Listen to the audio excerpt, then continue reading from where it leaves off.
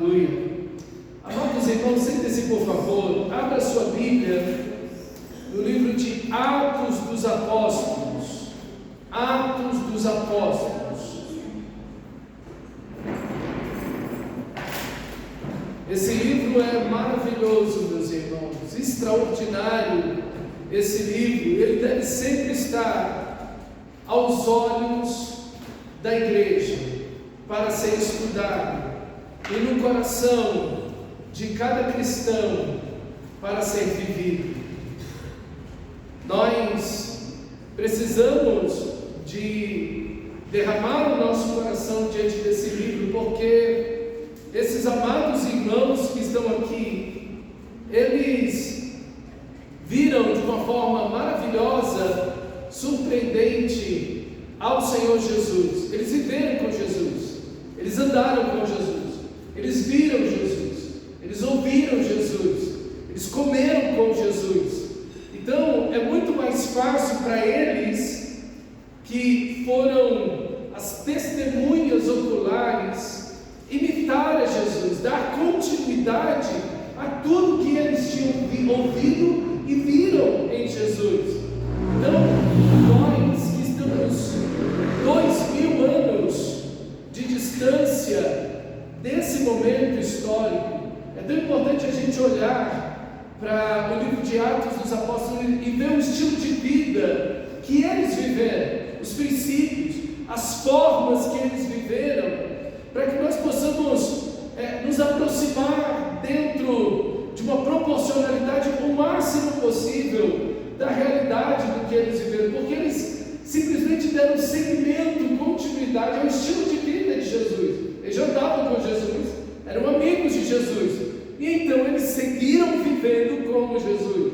Olhar para esse livro é ver como funcionava o discipulado, como Jesus ensinava, como Jesus vivia, como Jesus e quais eram as prioridades de Jesus no dia a dia. Isso é extraordinário para a gente, né? Se fôssemos montar nossa agenda à semelhança de Cristo, o que faríamos, né? Então, quanto mais nós nos aproximamos, olhamos, estudamos e vemos a prática dessa igreja, do livro de Atos dos Apóstolos, melhor seremos, mais parecidos com o original seremos, né? Como igreja. Então é um livro que deve estar aos olhos do povo de Deus por todos os séculos. É imperativo estudar, ler, analisar esse livro vez tras vez. Ele é muito importante, principalmente no momento de crise da igreja no mundo ocidental que nós temos. Então, para você ter uma ideia, só a Igreja Batista do Sul nos Estados Unidos, nos últimos 3 anos, perdeu 1,5 milhão de membros.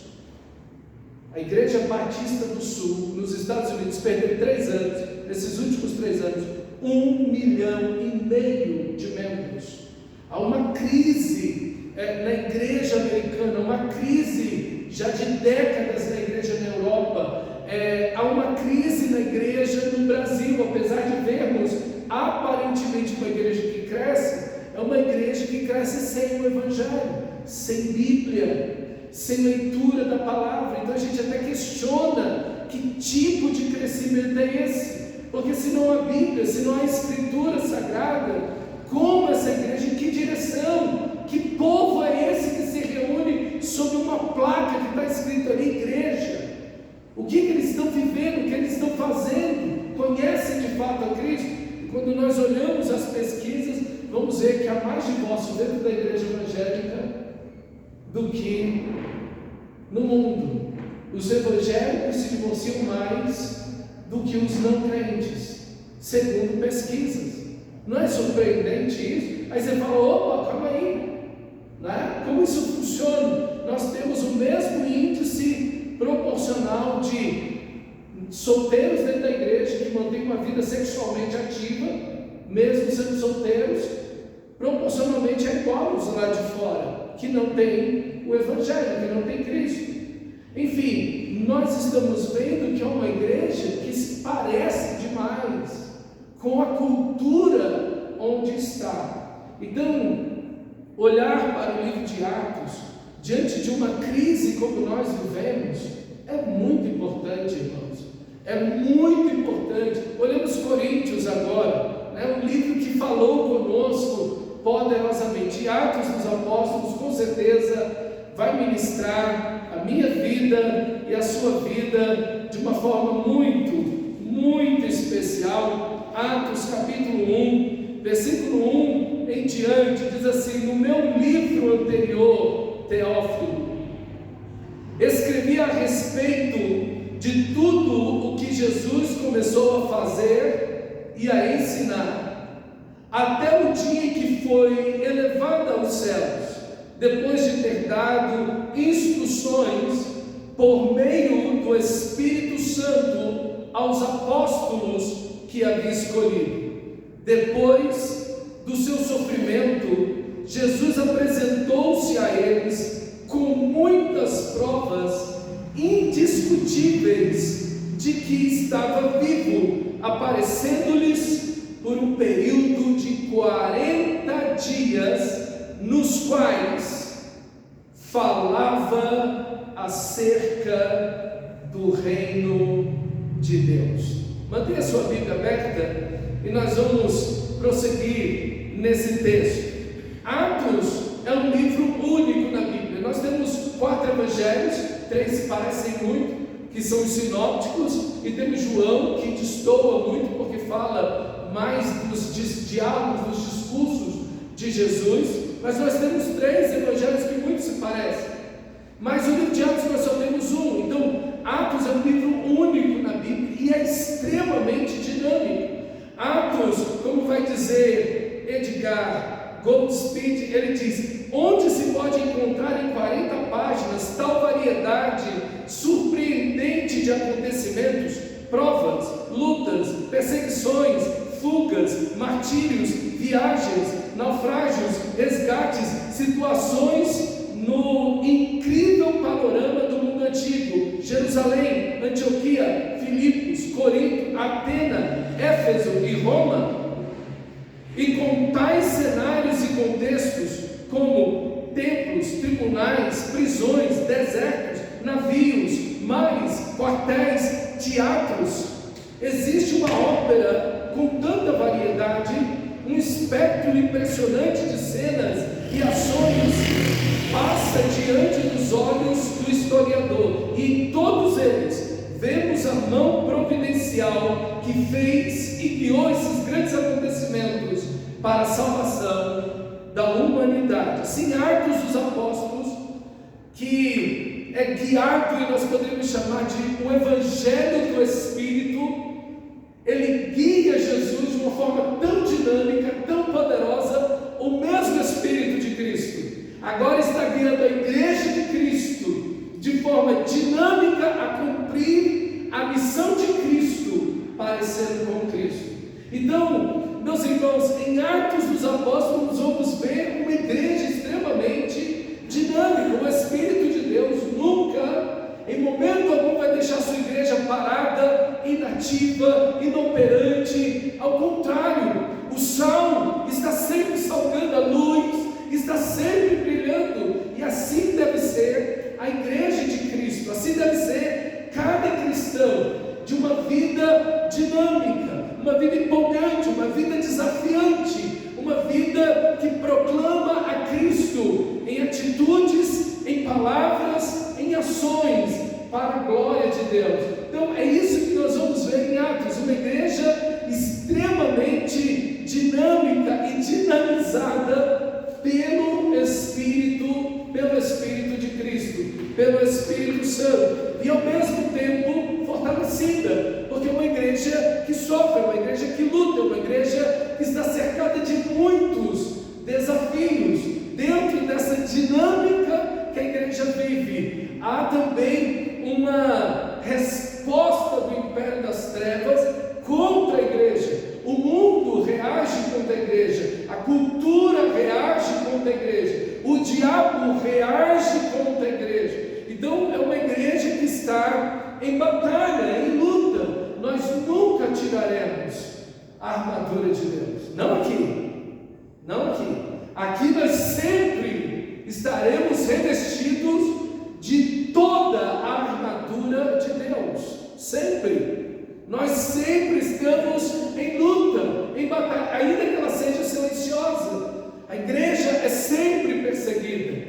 E nós vamos ver o início da perseguição da igreja aqui, mas uma igreja que luta com não apenas uma perseguição visível de pessoas indo, como Saulo, que vai se apresentar no nosso texto, mas aquela perseguição silenciosa, aquela perseguição da cultura que se apresenta, que se opõe ao Evangelho de Cristo. O nosso texto começa falando, não tem uma expressão de quem é o autor, não tem o nome dele lá, Lucas, mas ele também escreve o primeiro Evangelho, ok? Ele escreve primeiro um Evangelho e depois escreve o livro de Atos. Então, o grego, o estilo, tudo concorda que é o Evangelho de Lucas, ok? O mesmo escritor do Evangelho de Lucas é o mesmo escritor de Atos, porque até o destinatário é o mesmo, Teófilo. Teófilo é um nome muito bonito, significa amigo de Deus, Então, nós não sabemos exatamente quem era Teófilo. Provavelmente, com quase toda certeza, foi alguém que patrocinou para que esses livros fossem escritos. Agora, a razão pela qual ele queria esses livros é desconhecida. Existe uma ideia que eu particularmente me simpatizo muito, mas ninguém pode bater o martelo e dizer, não, é isso aqui. Provavelmente Teófilo tenha sido o advogado de Paulo, e porque ele apelou ao imperador para se apresentar diante do imperador, para defender o Evangelho e a sua causa, porque ele estava preso. Nós vamos ver isso já mais no final do livro, ok? Ele apela ao imperador, porque senão ele seria morto.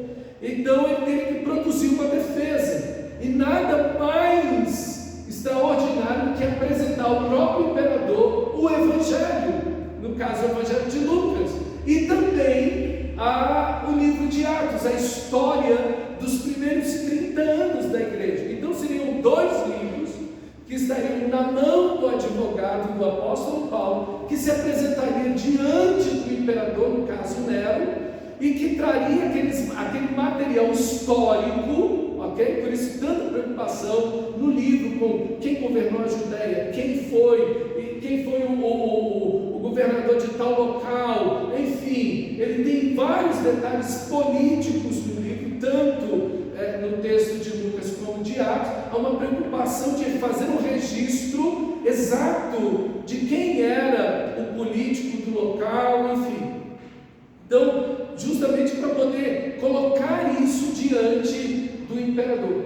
Pode ser plausível isso. Não posso afirmar, mas me simpatizo com essa posição, por isso que digo isso para vocês. Mas ninguém sabe de fato quem é Teófilo e a razão por que Teófilo queria esses livros. Mas nós sabemos quem é Lucas.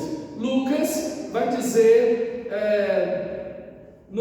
em Colossenses 4,14: saúda-vos Lucas, o médico amado. Então Lucas, ele era um médico amado, era amado por Paulo, era companheiro de Paulo, era um irmão em Cristo extraordinário.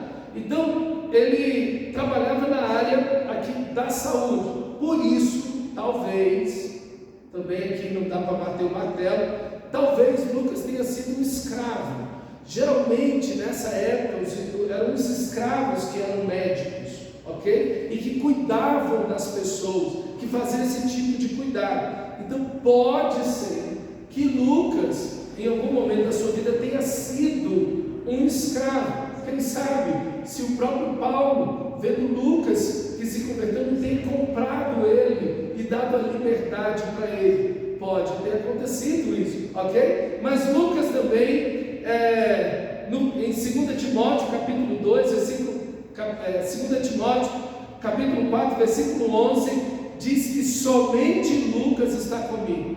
Todos me abandonaram e só Lucas está ali comigo. Ele não era só um companheiro, ele era um companheiro muito fiel. E Paulo estava no final da sua vida, na pior prisão do mundo, e só Lucas está com ele.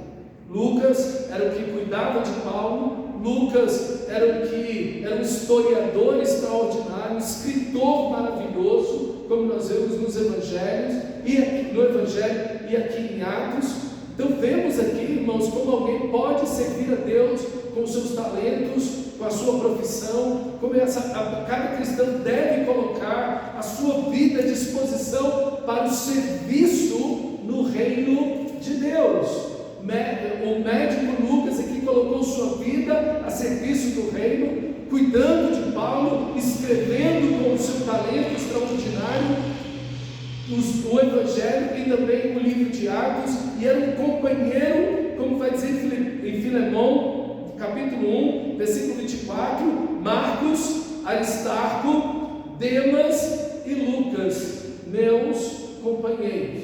Então veja, Lucas vive na comunhão, Lucas vive na equipe ministerial de Paulo, e Lucas é um homem muito fiel, de muito caráter e muito organizado, ok? Então a gente tem muitas lições aqui através desse homem tão maravilhoso. O livro de Atos dos Apóstolos, como eu disse, ele compreende, ele abraça aí um período de mais ou menos 30 anos, esses primeiros 30 anos do Evangelho. O Evangelho de Lucas compreende os 3 anos, um pouco mais de 3 anos do ministério de Jesus, e então nós temos o livro de Atos, que compreende mais ou menos os 30 primeiros anos da igreja. Esse livro foi escrito já no final do próprio livro de Atos dos Apóstolos, quando Paulo é preso.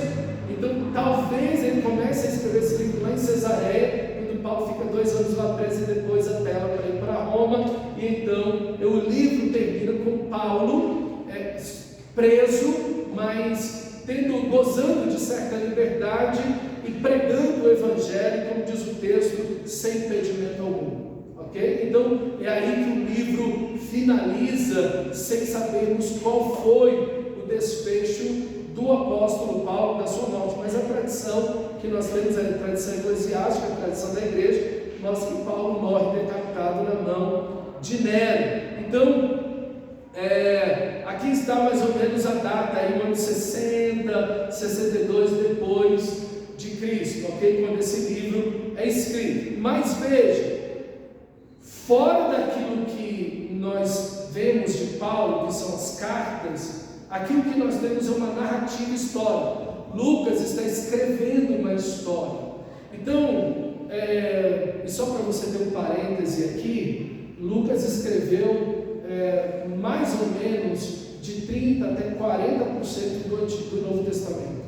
Se você pegar todo o livro de Atos dos Apóstolos e o Evangelho de Lucas, e toda a teologia de Lucas é paulina, e quase todo o resto do Novo Testamento foi escrito por Paulo, tirando as epístolas gerais, né? Que aí você tem Pedro, Tiago, João, então todo o demais, e Apocalipse, todo o demais foi escrito praticamente por Paulo. Então você vê que toda a teologia do Novo Testamento é uma teologia muito paulina, ok? Tem uma influência poderosa de Paulo, que é a teologia que Lucas abraça, óbvio, era discípulo de Paulo, companheiro de Paulo, então ele bebe da fonte de Paulo. Mas quando você vai ler a narrativa histórica, quando você vai ler livros da Bíblia que são história, não é doutrina, como as cartas que a gente, por exemplo, acabou de ver de 1 Coríntios, você tem que ter um cuidado, porque o que a gente geralmente faz?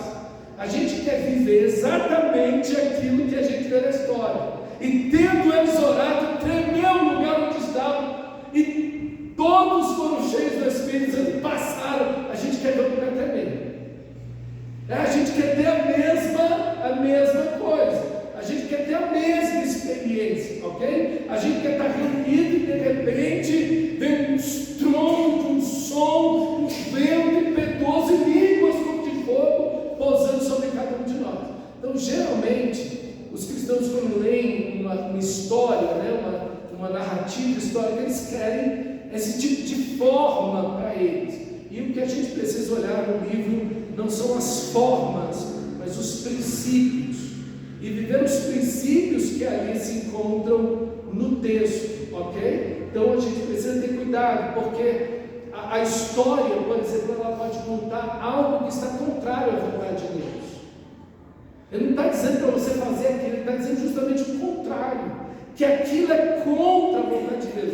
Por isso que quando você lê a história bíblica, você precisa lembrar primeiro da lei de Deus, dos mandamentos de Deus e do caráter de Deus, dos atributos de Deus, para você ver se o que aquele personagem está falando, vivendo, fazendo, está coerente com o texto bíblico, está coerente com a lei de Deus, aqui no caso do Antigo Testamento, ou no Novo Testamento com o Evangelho de Cristo Jesus, ok? Então a gente precisa olhar e ver, não, isso aqui está correto, não, isso aqui está errado, olha, não pode fazer isso. Enfim, você precisa analisar por essa ótica e tentar extrair dali quais são os princípios que eles viveram, e não a forma que eles viveram, mas os princípios, porque se conseguirmos reter os princípios e aplicar na nossa vida, isso vai ser extraordinário. Então, tendo cuidado aí na hora de ler esse tipo de narrativa. Por exemplo, às vezes você está chateado com um político ou com alguém, e essa pessoa não dá glória a Deus. Aí você fala, não, tem que fazer igual aconteceu com o Herodes, isso é comida de bicho ali. Então você fala, aí você tenta implicar, jogar uma situação histórica em alguém dos nossos dias. Então a gente tem que ter cuidado com essas coisas, porque senão a gente pode atropelar aí uma coisa ou outra. Qual é o tema, o propósito central de Atos dos Apóstolos? Atos foi escrito para atestar a todas as nações que o Messias e o único Salvador é Jesus Cristo. Atos tem esse propósito, ok? Atos 1:8 vai dizer: vocês vão ser minhas testemunhas em Jerusalém, Judéia, Samaria, até os confins da terra, ok? Eles vão pregar o Evangelho a toda a criatura. Então, o livro de Atos, ele foi escrito para atestar todas as nações que só há um Messias, só há um único Senhor e um único Salvador, e é Jesus Cristo. Mas Atos também foi escrito para mostrar que o reino de Deus encherá a terra com a salvação em Cristo Jesus. Esse é o fluir natural do livro, ok? Vocês vão ser minhas testemunhas, vocês vão pregar o Evangelho, terminam os Evangelhos, vocês vão pregar o Evangelho a toda a criatura, fazendo discípulos de todas as nações. Veja, a ideia, o impulsionar de Cristo para a sua igreja é missional e até os confins da terra, perfeito? Então a igreja avança nessa direção, é estender o reino de Deus, o conhecimento da glória do Senhor encherá a terra, como as águas cobrem o mar. Outra ideia que a gente vê como propósito no livro é que a igreja, mesmo sendo um povo fraco, pobre, avança no poder do Espírito Santo para ser como Jesus e continuar só. A grande questão não é a condição em que a igreja se encontra.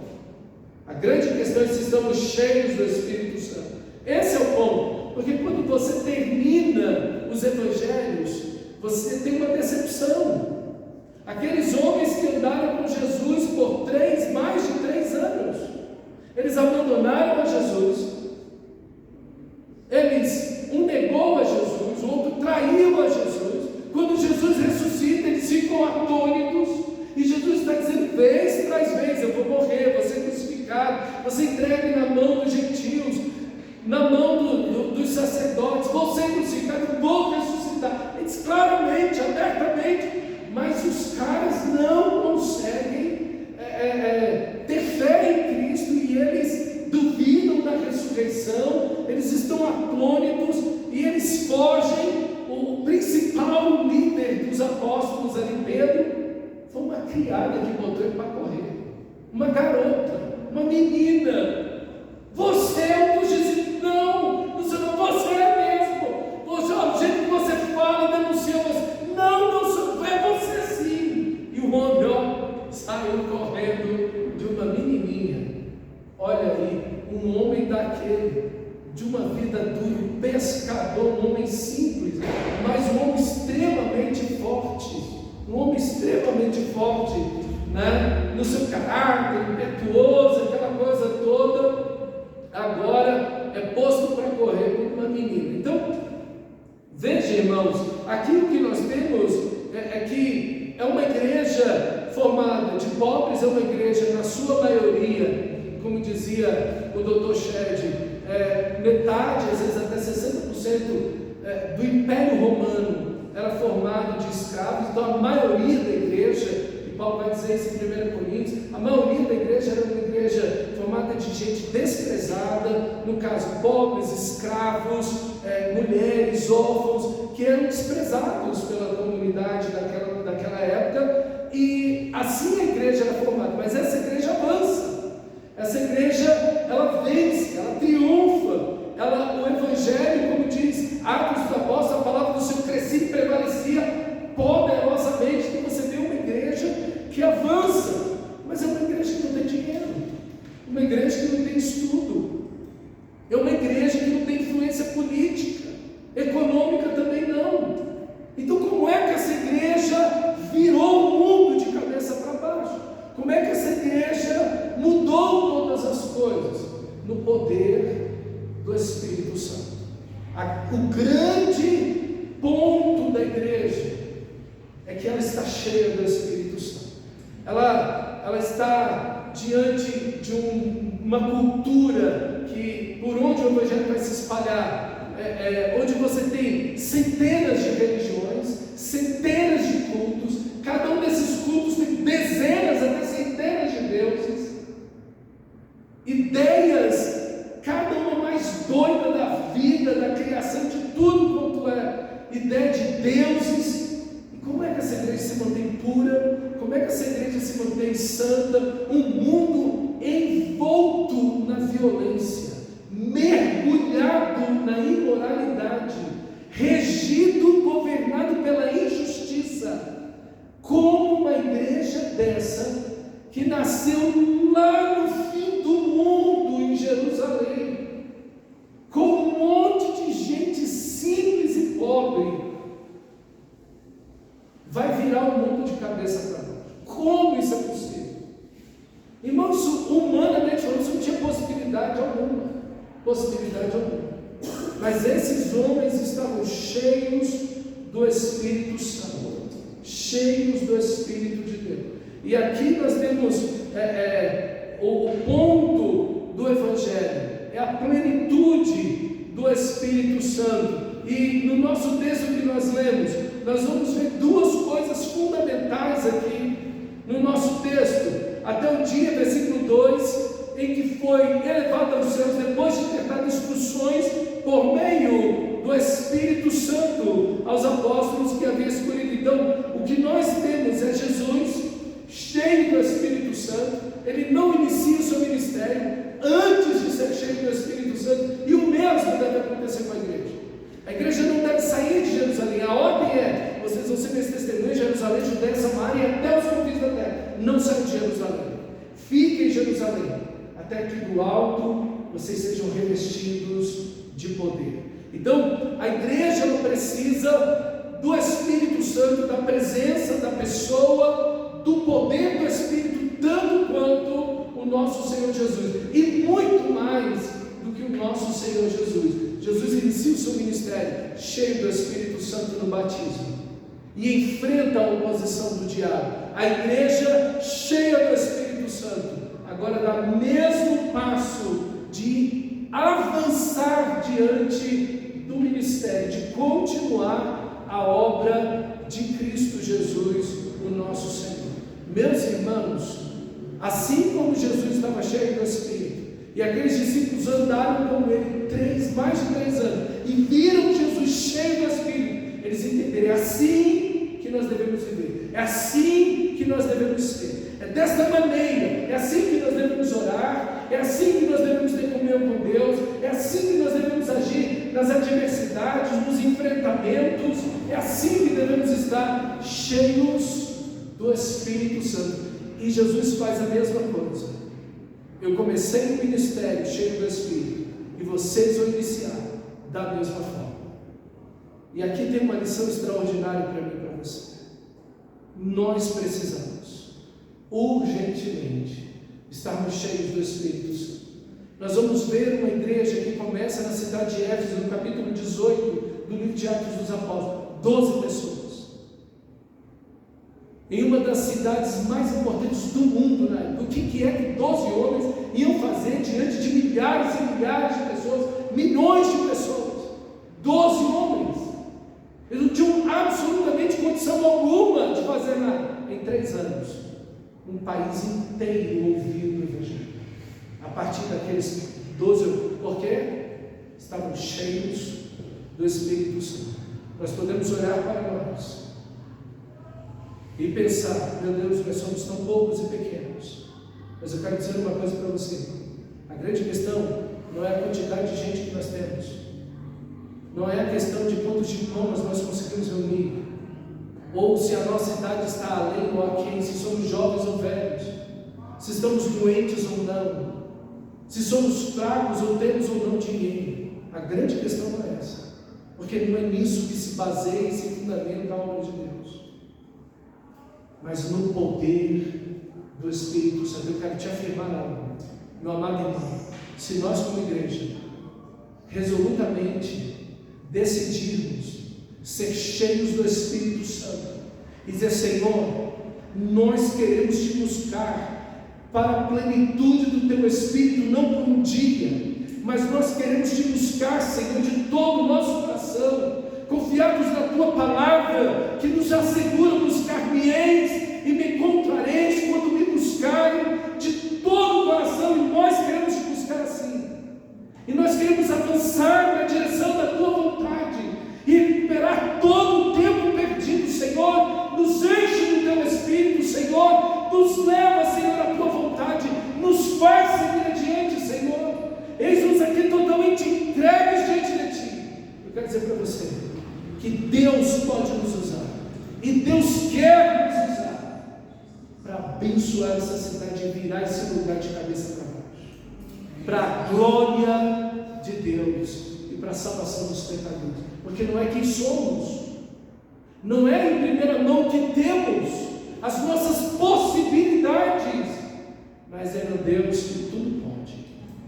A grande questão do Evangelho não é a possibilidade da igreja, a capacidade da igreja, mas é o poder do nosso Deus.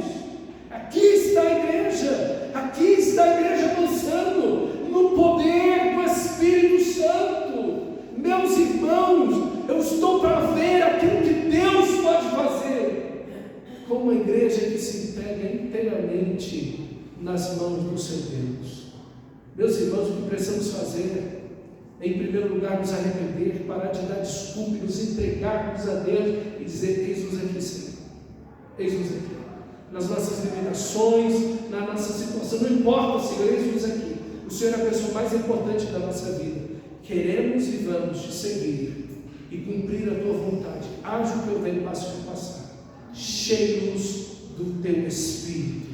Meus irmãos, as pessoas hoje estão tentando mudar e fazer a igreja relevante, pintando a igreja de preto, botando luzes, fumacinha, cantando música do mundo no meio da igreja. Aquela cantora que teve aqui no Brasil há uns meses atrás, que fez uma turnê mundial aí, uma igreja nos Estados Unidos, num culto, cantou 4 ou 5 músicas dela, num culto. Aquela mulher quase pelada no palco, cantando e tal, milhões aí uma turnê. Até teve gente que morreu de calor aqui no Brasil, quando ela esteve aí passando mal na fila, dias na fila. A igreja está tentando ser relevante da maneira errada, fazendo campanha, tentando atrair as pessoas com autoestima, autoimagem, dinheiro, o clube das princesas, não sei o que, e daí por diante. Essa igreja não tinha nada disso. E o povo aqui estava envolvido na imoralidade, na feitiçaria, na idolatria, na violência. Em alguns aspectos, essa gente aqui era muito pior do que o que nós vemos hoje. Muito pior. E eles viraram o mundo de cabeça para baixo. Sabe o que é fácil? Pintar a igreja de preto. É mais fácil do que orar. Botar luzes na igreja é mais fácil que orar. Fazer campanha é mais fácil que orar. É mais fácil fazer essas coisas do que se santificar, do que se arrepender, do que buscar a Deus de verdade e colocar em primeiro lugar o reino de Deus, a sua justiça, e pregar o Evangelho, sair de casa e ir levar o Evangelho a cada pessoa, sob o poder do Espírito. Isso é mais difícil. Por isso que o povo opta por aquilo que é mais fácil, mas a igreja deixa de ser relevante. Por isso que nós vemos uma igreja que não faz diferença. Estar na igreja e estar no mundo é quase a mesma coisa. Meus irmãos, Deus quer fazer algo em nossas vidas. Deus quer fazer algo nesta igreja. E você pode dizer: Senhor, eis-me aqui. Não eis-me aqui por um dia, por um evento, por um momento, mas é Deus, eis-me aqui, de verdade, para te seguir. Aqui está a mensagem central. Eles andaram com Jesus, eles viveram com Jesus, eles estavam com Jesus antes de Jesus ter morrido, mas também Jesus ressuscitado. Eles tinham uma visão completa de Jesus. Eles entenderam: ali está o Rei, ali está o Senhor, ali está Deus, ali está o único Salvador. Eles têm uma visão plena, perfeita de Jesus, e passam por um intensivão de 40 dias com Jesus ressuscitado, ensinando para eles o Reino de Deus. Ok, eu preguei para vocês, ensinei vocês me viram e ouviram de mim por 3 anos, mais de 3 anos. Agora vai ter um intensivão aqui de 40 dias, no qual eu vou explicar para vocês agora sobre a glória da ressurreição, sobre a luz da ressurreição, sobre o brilho da ressurreição. Eu agora vou lembrar vocês de tudo que eu ensinei, fiz, e vou mostrar para vocês o Antigo Testamento. Por isso que Lucas vai dizer que se lhe abriram os olhos para compreender as Escrituras, o Antigo Testamento, eles tiveram a luz dos seus olhos abertos para entender, porque Jesus estava ressuscitado, e então eles entenderam as profecias, o tempo, os sacrifícios, as alianças, a história do Antigo Testamento, a ação, a história de Deus, o mover de Deus no Antigo Testamento, na vida de as citações de Jesus, as profecias que se cumprem em Jesus. Por isso que Pedro, na primeira mensagem que Pedro vai dizer, ele vai dizer o seguinte: aquilo que a mão do nosso Deus, vocês mataram o autor da vida, e vocês fizeram aquilo que a mão do nosso Deus havia predeterminado. Eles têm um evangelho pronto, como alguém é salvo, eles estão prontos para pregar o evangelho. Meus irmãos, que coisa extraordinária, porque eles andaram com Jesus, eles seguiram a Jesus, mas agora eles estão ouvindo o evangelho a partir da ótica da ressurreição, e cheios do Espírito, reunindo esses 3 elementos. Eles imitam a Jesus, eles seguem a Jesus no discipulado, eles entendem a Bíblia, a vida, o Antigo Testamento, a vida de Jesus, a partir da ressurreição de Jesus, e eles estão cheios do Espírito Santo. Meus irmãos, isso é explosivo, isso é extraordinário, e eu quero dizer para você que nós temos tudo isso. Nós temos os evangelhos, andamos com Jesus nos evangelhos, caminhamos com Ele, vemos Jesus nas epístolas, vemos Jesus no Antigo Testamento. Cada um tem sua Bíblia, pode mergulhar nas Escrituras Sagradas. Nós podemos entender as Escrituras, a glória da ressurreição. E nunca Deus gotejou seu Espírito. Deus nunca pôs limite para derramar seu Espírito. Você é cheio do Espírito Santo tanto quanto você deseja. Você é cheio do Espírito Santo tanto quanto você deseja. Deus não põe restrição, Deus não goteja o seu Espírito para ninguém. Para ninguém. Você pode ser cheio tanto quanto você deseja. Enchei-vos é o imperativo. Enchei-vos do Espírito Santo. É uma ordem que Deus nos dá, porque Ele quer realizar isso. Ele quer fazer isso. Então também temos todos esses elementos. Esse é o poder da igreja que anda com Cristo, que entende tudo a ressurreição de Cristo cheia do Espírito Santo. Então ela prega, ela vive, ela glorifica a Cristo Jesus. Nós precisamos disso, irmãos. Nós precisamos disso. Nós precisamos disso. A igreja precisa, nos nossos dias, parar de buscar estratégias. Ela tem que ser cheia do Espírito. Eu não vejo problema nenhum nas estratégias, quando elas seguem a plenitude do Espírito. Quando elas vêm primeiro que a plenitude do Espírito, é só carnalidade. É só coisa do homem tentando ganhar o homem e botar o outro em pé. Isso não funciona para nada. Mas quando a igreja está cheia do Espírito Santo e ela usa as estratégias, Deus derrama a sua glória sobre nós. E o texto segue e diz, capítulo 1, versículo 4: certa ocasião, enquanto comiam com eles, Jesus deu-lhes essa ordem. Esse é o 40º dia, é o último dia, a última refeição, o último momento de comunhão, de estarem juntos, sentados à mesa. Como Jesus gostava disso, né? Como é importante a gente estar comendo junto, né? Estar fazendo a refeição junto, estar sentado junto, na comunhão, dividindo o pão do céu, junto com o pão da terra. Isso é tão precioso. Então eles estão comendo, é o momento da última refeição, despedida antes da ascensão de Jesus. Ele ordena, ele dá essa ordem para eles: não saiam de Jerusalém, mas esperem pela promessa do meu Pai, da qual falei a vocês. Pois João batizou com água, mas vocês serão batizados com o Espírito Santo dentro de poucos dias. Então os que estavam reunidos lhe perguntaram: Senhor, é esse o tempo que vais restaurar o reino a Israel? Ele lhes respondeu: não compete a vocês saber os tempos ou as épocas que o Pai estabeleceu para a sua própria autoridade, mas recebereis poder ao descer sobre vós o Espírito Santo, e serão minhas testemunhas, tanto em Jerusalém, como em toda a Judeia e Samaria, e até os confins da terra. Tendo dito isso, foi elevado às alturas, enquanto eles olhavam, e uma nuvem o cobriu da vista deles. Aqui, irmãos, essa ordem final, e você vê uma estrutura. Jesus diz: fiquem em Jerusalém, vocês serão revestidos, batizados pelo Espírito Santo, com o Espírito Santo. A ideia de batismo aqui não é simplesmente mergulhar, ok? A ideia de batismo é mergulhar para transformar, ok? Então você mergulha e aquilo que você mergulha é transformado.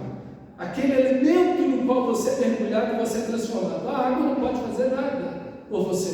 Você pode tomar quantos banhos na igreja você quiser. Você pode ser batizado quantas vezes você quiser. Você pode ser ungido com óleo quantas vezes você quiser.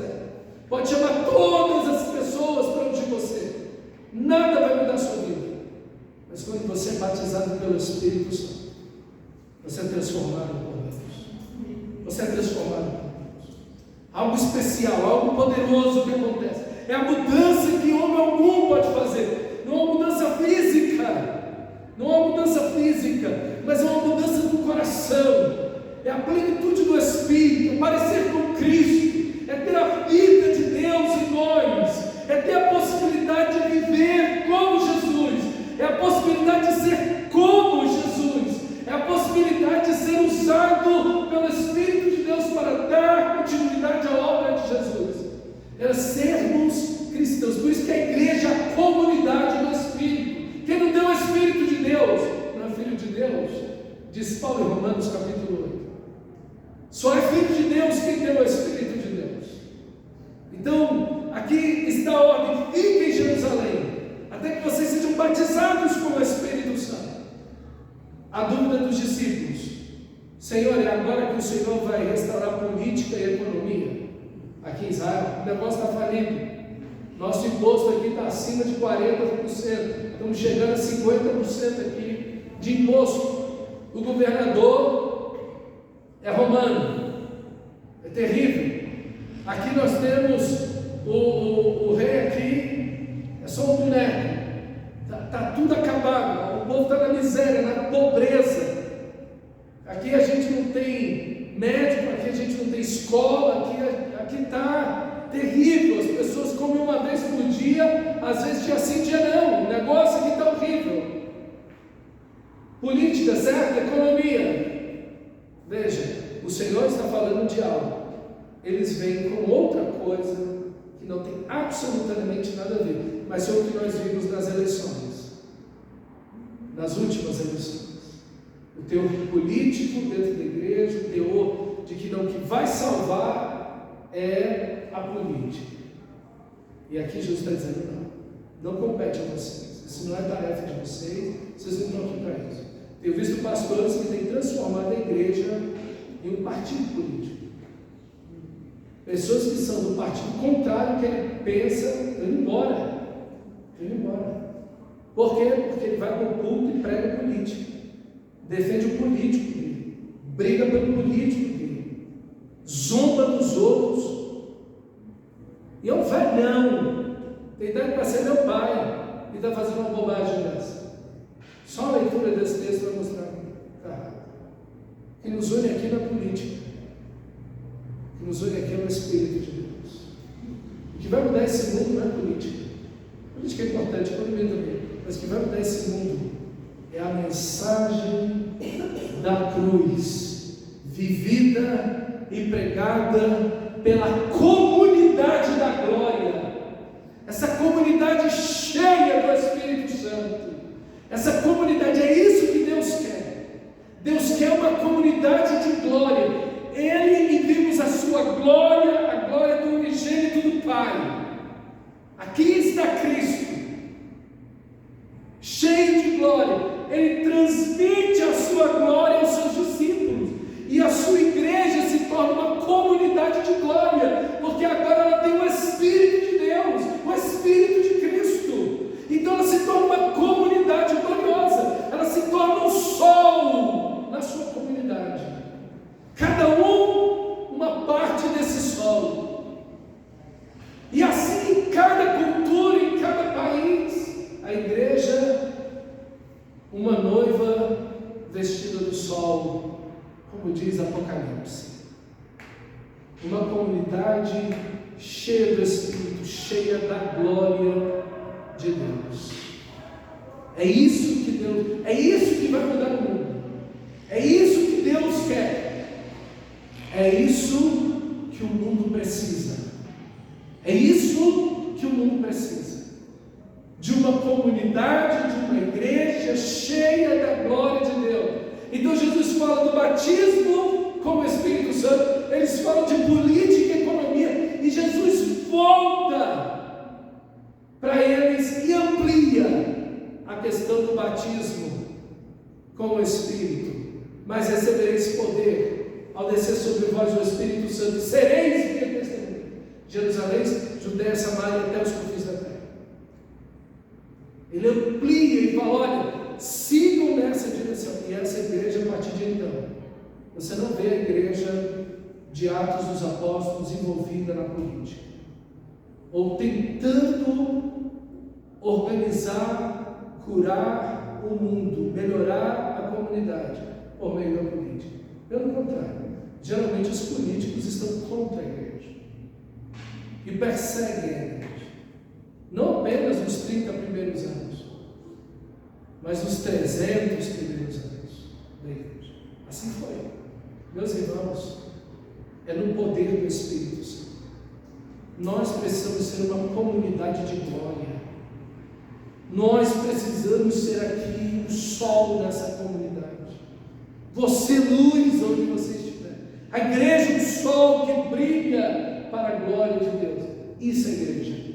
Por isso que olhar para Atos dos Apóstolos é tão importante para mim e para você. É tão importante para a gente olhar para Atos dos Apóstolos. Porque não é só aqui não, irmãos. A luta nos Estados Unidos lá, que vai ter eleições agora, de novo nos Estados Unidos, tem todo um viés religioso. Todo um viés religioso, mas também. E sempre teve isso. A igreja sempre tem, a cultura do mundo sempre tentou envolver a igreja em tudo isso. Mas a gente precisa estar longe, disso, para a glória de Deus. Para a glória de Deus.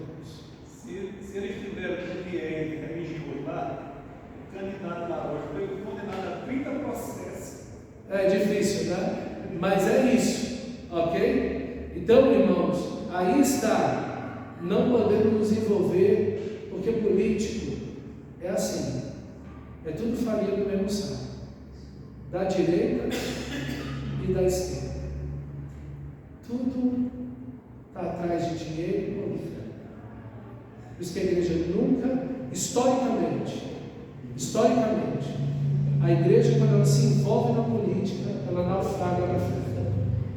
Toda vez que a igreja se envolveu com a política, ela naufragou na fé. Sempre. A igreja sempre tem que ter aqui um papel profético, como os profetas do Antigo Testamento, como João Batista, como Jesus. Vai dizer aquela raposa? Por que João Batista perdeu a cabeça? Ele diz: olha, você é um adúltero, você está com a mulher que tem um irmão. Por isso que ele morreu. Ele botou o dedo na cara do político e disse para ele o que ele tinha feito. Jesus, a mesma coisa. Meus irmãos, não se enganem. Não se enganem. Não tem ninguém melhor do que ninguém. A esperança dessa igreja é Cristo Jesus, o nosso Senhor. Aqui está a nossa esperança. Aqui está o nosso coração. Aqui está a nossa missão. Não nos envolvemos com outra coisa. Estamos focados em uma só missão: pregar o Evangelho a toda criatura, sendo uma comunidade de glória, cheia do Espírito Santo. E o nosso texto termina como? Versículo 10: ficaram com os olhos fixos nos céus, enquanto ele subia. De repente, dois homens vestidos de branco se puseram ao lado deles e lhes disseram: Galileus, por que vocês estão olhando para o céu? Este mesmo Jesus que dentre vocês foi levado aos céus, voltará da mesma forma que o viram subir. Aqui está a outra força da igreja. Ela caminha com Cristo. Ela entende toda a história do Antigo Testamento à luz da ressurreição. Ela está cheia do Espírito Santo. Mas é uma igreja que espera o seu Senhor voltar. Do mesmo jeito que ele subiu, ele vai voltar. É uma igreja que não ama o mundo, mas ama Cristo e a sua vida. 4 princípios em 11 versículos, para que uma igreja possa ser a igreja de Cristo, uma igreja segundo o coração de Deus, uma igreja poderosa, influente, relevante, transformadora, uma comunidade de glória. Eu queria, irmão, que nós orássemos nesse momento e disséssemos: Senhor, eis-nos aqui, queremos andar contigo, queremos viver contigo, caminhar contigo, queremos entender toda a vida à luz da ressurreição. Precisamos, Senhor, ser cheios do teu Espírito todos os dias, porque o nosso parecer, a nossa esperança está na tua segunda vinda. Vamos orar ao Senhor. Feche seus olhos e ore a Deus nesse momento.